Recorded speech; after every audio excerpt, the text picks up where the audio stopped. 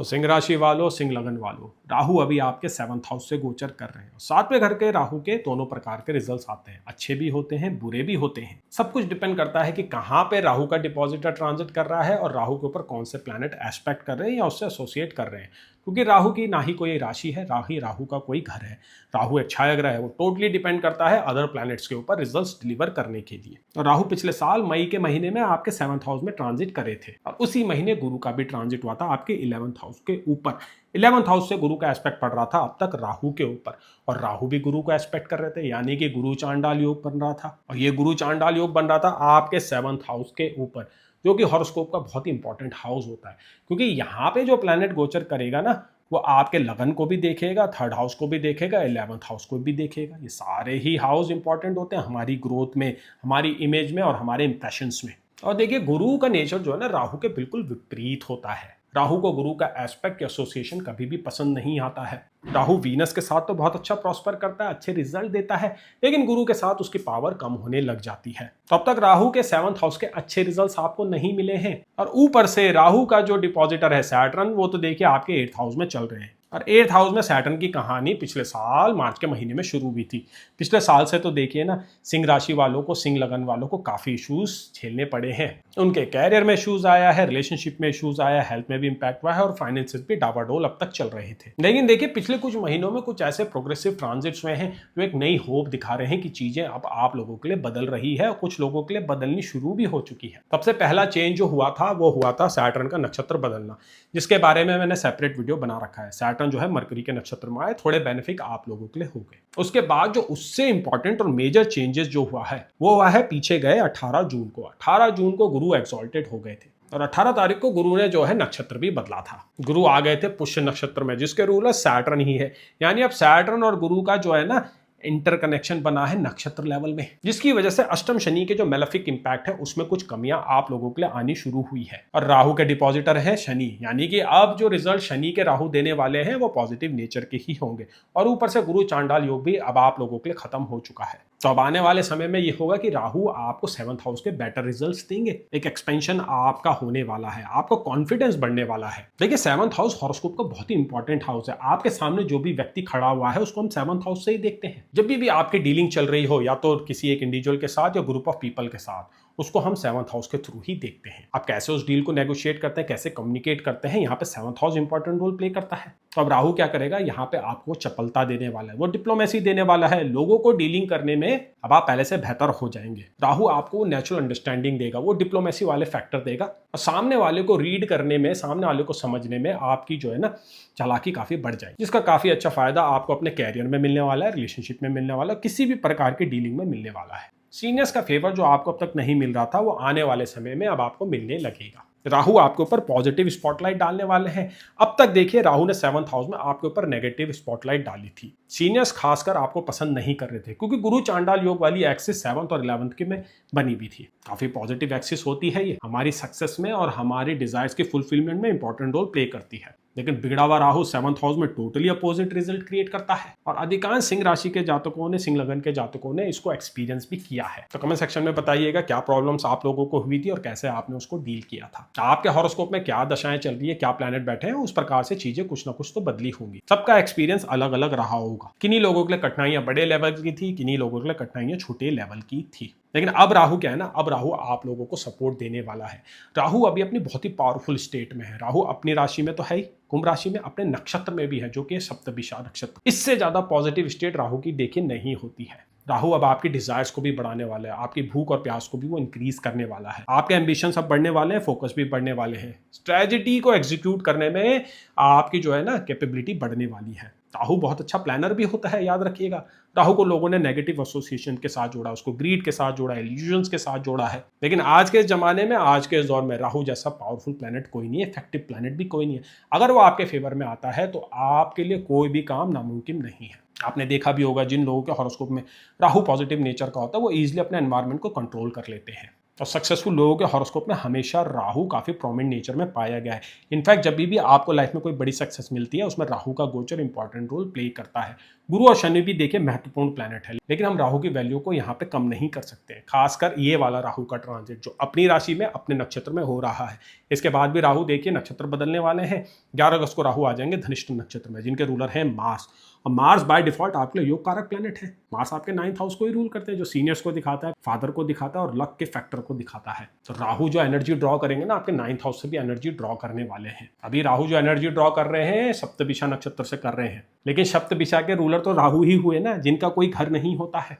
लेकिन आने वाले समय में राहु आपके 9th हाउस से जो है इंपैक्ट क्रिएट करने वाले हैं, तो तैयार रहिएगा, बहुत अच्छे ऑस्पिशियस आपको इंपैक्ट पड़ने वाले हैं। इसके लिए मैं सेपरेट वीडियो बनाऊंगा, काफ़ी डिटेल में बनाऊंगा। देखिए एक इंडिकेशन मैंने आपको यहाँ पे दे दी है। अब आने वाले समय में क्या होगा, आपके अब्रॉड से भी कनेक्शन बनेंगे। आप अब्रॉड जाते हुए दिख रहे हैं या आपकी जगह बदलते हुए दिख रही है, ट्रांसफर होते हुए दिखाई दे रहा है। इवन डिपार्टमेंट के अंदर भी जो है कुछ फेरबदल होने वाले हैं। आप जिस टीम को मैनेज कर रहे थे उसमें भी कुछ लोग बदले जाएंगे, क्या पता आप ही की टीम चेंज हो जाए।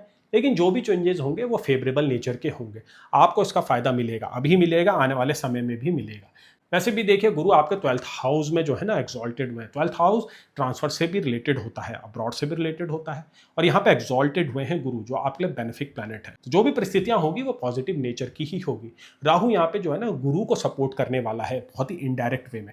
गुरु जो कंडीशंस बनाएगा उसमें राहु जो है ना अपना फ्लेवर डालेगा। राहु एक एम्पलीफायर है, वो चीज़ों को एम्पलीफाई करता है, मॉड्यूलेशन क्रिएट करता है, और ये सारी चीज़ें आपको ही फेवर करने वाली हैं। बिहेवियर में जो चेंजेस इस बार आपको देखने को मिलेंगे राहु के थ्रू, वो काफ़ी सिग्निफिकेंट होंगे, इंपॉर्टेंट होंगे। लुक्स में भी आपके चेंजेस आने वाले हैं। राहु आपकी इमेज में एक मेकओवर करेगा, आपको स्ट्रीट स्मार्ट बनाने वाला है।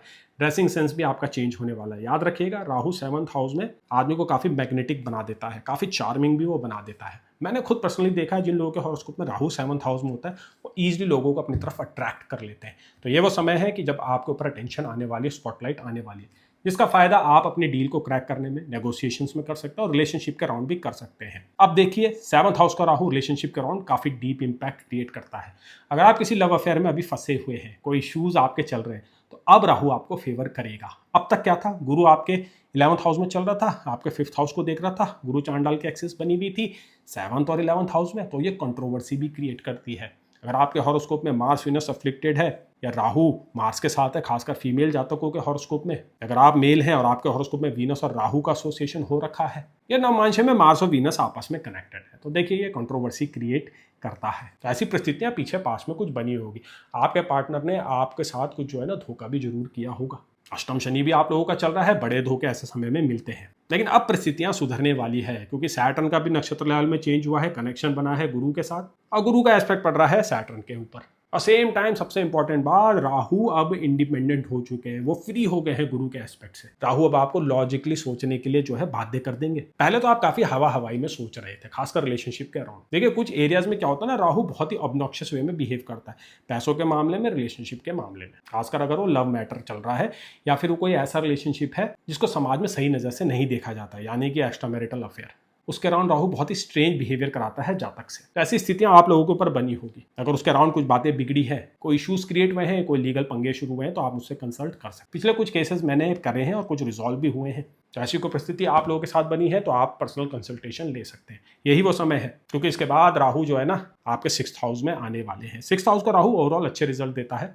लेकिन कुछ लीगल एंगल जैसा एस्पेक्ट तो यहाँ पे बनता है, खासकर उन लोगों के लिए जिनकी महादशा अंतरदशा वीक प्लैनेट्स की चल रही है। तो ऐसी परिस्थिति क्रिएट मत होने दीजिएगा, उनको अभी रोक दीजिएगा, क्योंकि राहु 6th हाउस में आएगा ना तो लीगल बैटल तो होता है। भले आप जीतते हैं लेकिन लीगल बैटल तो शुरू होता है, और हमारे इस देश में और आज के इस परिवेश में कोई नहीं चाहता है कि हम लीगल बैटल्स में फंसे। काफी पैसा लगता है, समय भी वेस्ट होता है। अब देखिए 7th हाउस से हम मैरिज के एस्पेक्ट भी देखते हैं। तो अगर आपकी शादी नहीं हुई है तो यहाँ पे आपको पार्टनर मिलते हुए दिखाई दे रहा है। इंटरकास्ट मैरिज हो सकती है, इंटर रिलीजियस भी हो सकती है, या फिर फॉरेन पार्टनर भी आप अपनी लाइफ में ट्रैक कर सकते हैं।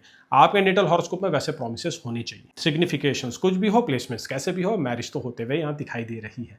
गुरु भी काफ़ी आपको सहयोग देने वाले हैं। गुरु आने वाले समय में आपके लगन में आ जाएंगे, आपके 7th हाउस में देखेंगे।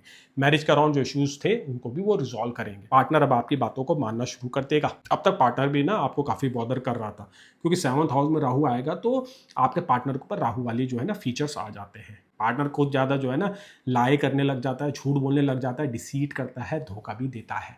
लेकिन ये सबके साथ नहीं होगा, ये उनके साथ होगा जिनके हॉरोस्कोप में 7th हाउस की कंडीशन वीक है। लेकिन जब राहु मेलेफिक स्टेट में या इरिटेटेड स्टेट में 7th हाउस से ट्रांजिट करता है तो स्पाउस की हेल्थ पे या उनके कैरियर पे तो इंपैक्ट करता है। तो ऐसी कुछ परिस्थितियां शायद आप लोगों के लिए बनी है, लेकिन अब आने वाले समय में परिस्थितियां सुधरेंगी। आपको मार्स का भी काफी अच्छा सहयोग मिल रहा है। मार्स अभी आपके 10th हाउस के ऊपर से गोचर कर रहे हैं। मार्स आपके लिए योग कारक प्लेनेट है, बहुत जल्दी आपके 11th हाउस के ऊपर भी आ जाएंगे। तो मैरिज के अराउंड आपको मार्स भी काफी हेल्प कर रहा है, गुरु भी काफ़ी हेल्प कर रहे हैं, क्योंकि देखिए 12th हाउस ना हमारी मैरिज में इंपॉर्टेंट रोल प्ले करता है। बेड रिलेटेड प्लेजर से जुड़ा होता है, वो सुकून वाली जो फीलिंग आती है किसी के साथ जब आप बैठते हैं तो 12वें घर से ही देखी जाती है। तो वैसा सुकून तो अब आपको महसूस होने वाला है, वो शांति सी महसूस होने वाली है। Fulfilment is the right word, वो अब आपको महसूस होने वाली है। अब अगर हम आपके हेल्थ की बात करें, देखिए राहु 7th हाउस में आया तो केतु भी लगन में आएगा। आदमी के जो ना वेट में फ्लक्चुएशंस होती है, फेस थोड़ा रूखा रूखा सा हो जाता है, हेयर फॉल की टेंडेंसी भी बढ़ती है, स्किन में भी इश्यूज होते हैं। तो ऐसा कुछ आप लोगों के साथ अब तक चल रहा था। और सैटर्न देखिए 8th हाउस में चल रहे हैं, वो तो हेल्थ के ऊपर काफी पट्टा बिठा देते हैं। एक ट्रांसफॉर्मेशन आपका होता है, अगर आप उस ट्रांसफॉर्मेशन को अच्छे से समझें तो इन दी एंड पॉजिटिव रिजल्ट्स ही मिलते हैं। एक अग्नि जलती है, एक ज्वाला जलती है ट्रांसफॉर्मेशन की, जिससे आदमी को जलना होता है और उससे वो निखर के ही बाहर आता है। इसलिए अष्टम शनि को सबसे इंपॉर्टेंट माना गया है ट्रांसफॉर्मेशन के अराउंड। 7.5 के 7 साल एक जगह पे और अष्टम शनि के 2.5 साल एक जगह पे। अष्टम शनि का पड़ला हमेशा ही भारी रहता है। तब तक तो आप ये बात समझ गए होंगे कि अपने लाइफ के सबसे टफेस्ट सैटर्न ट्रांजिट से आप लोग होके गुजर रहे हैं और ऑलमोस्ट वो जर्नी पूरी भी हो चुकी है। अब देखिए जुलाई के महीने में सैटर्न जो है ना रेट्रोग्रेड होने जा रहे हैं आपके 8th हाउस के ऊपर, जिसके ऊपर मैं वीडियो बनाऊंगा, और ये लास्ट रेट्रोग्रेशन होगा आपके 8th हाउस के ऊपर।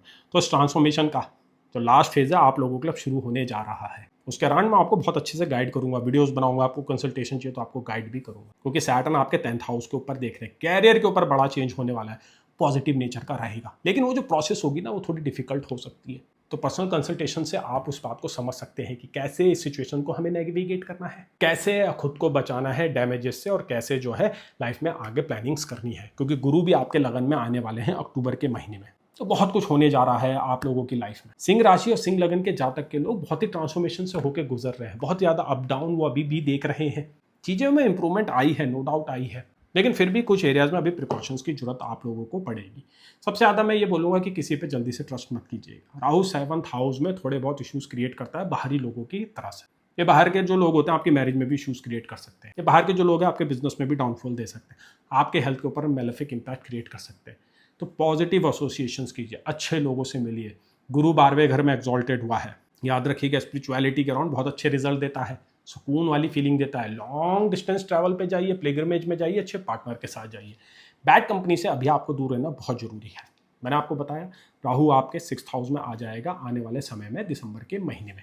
कोई भी ऐसा काम नहीं करना है जिससे दुश्मनी क्रिएट हो, कोई भी ऐसा काम नहीं करना है जिससे कोई लीगल इश्यूज क्रिएट हो। रादर राहु के जो पॉजिटिव रिजल्ट है उनको और इंक्रीज करना है, अपने बिहेवियर में चेंजेस लेके आना है। तो इसके अराउंड अगर आपको कंसल्टेशन चाहिए तो आप मुझसे संपर्क कर सकते हैं। कंसल्टेशन में मैं आपको रेमेडीज भी बताऊंगा, पर्सनलाइज रेमेडीज भी आपको दी जाएगी। क्लासेस आपको चाहिए तो आप मुझसे संपर्क कर सकते हैं। अभी लाइव क्लासेस चल रही है, बहुत जल्दी रिकॉर्डेड क्लासेस भी करी जाएगी। प्री बुकिंग के लिए आप मुझसे संपर्क कर सकते हैं रिकॉर्डेड क्लासेस के लिए। मैं आशा करता हूँ कि राहु का ये जो बचा हुआ गोचर और आने वाला राहु का जो ट्रांजिट धनिष्ठा नक्षत्र में वो आपको अच्छे से अच्छे रिजल्ट दे। धनिष्ठा के ऊपर सेपरेट वीडियो बनाया जाएगा, तो चैनल को सब्सक्राइब कीजिए, वीडियो को लाइक कीजिए। ऐसे ही इंटरेस्टिंग और इन डेप्थ वीडियो आप लोगों की राशि के लिए, आप लोगों के लिए, लगन के लिए मैं लेके आता रहूँ। ये देखिए जनरल वीडियो है, जनरल प्रेडिक्शंस यहाँ पे करी गई है। कुछ लोगों पे सही बैठती है, कुछ लोगों पे बिल्कुल भी जो है ऑफ हो जाती है, क्योंकि फाइनल जो आपके साथ होना है, आपकी जो पर्सनल स्टोरी है उसके ऊपर डिपेंड करेगा, आपके साथ पास्ट में क्या हुआ है उस पर डिपेंड करेगा, आपकी महादशा, आपकी अंतरदशा और आपके जो प्लैनेट्स हॉरोस्कोप में बैठे हैं उस पर डिपेंड करेगा। तो चलिए अब आगे बढ़ते हैं, जानते हैं अगली राशि का हाल, जो कि है कन्या राशि।